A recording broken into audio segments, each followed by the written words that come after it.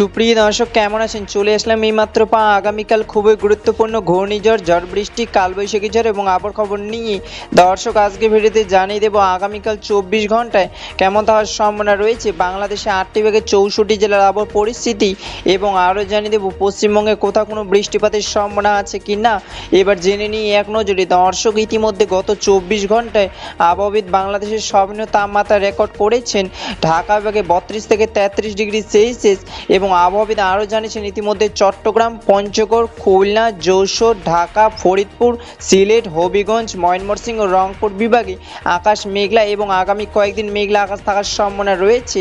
এবং পশ্চিমবঙ্গে আবহাওয়া অধিদপ্তর সর্বনিম্ন তাপমাত্রা রেকর্ড করেছেন হলদিয়া, বর্ধমান এবং রায়গঞ্জে 32 থেকে 33 ডিগ্রি সেলসিয়াস, এবং পশ্চিমবঙ্গে হলদিয়া, খড়গপুর, কলকাতা, বর্ধমান, বীরভূম, বাঁকুড়া, পুরুলিয়া, আসানসোল, মালদা, রায়গঞ্জ কয়েকদিন মেঘলা আকাশ থাকার সম্ভাবনা রয়েছে।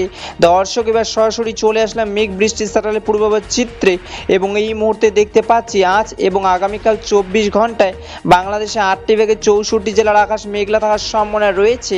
আপাতত 24 ঘন্টা রংপুর, রাজশাহী, টাঙ্গাইল, সিলেট, চট্টগ্রামে হালকা মেঘ বৃষ্টি পড়ার সম্ভাবনা রয়েছে, এবং পশ্চিমবঙ্গের রায়গঞ্জ, মালদা, মুর্শিদাবাদ, বাঁকুড়া, কলকাতা, হলদিয়া, বর্ধমানে হালকা বৃষ্টি পড়ার সম্ভাবনা রয়েছে।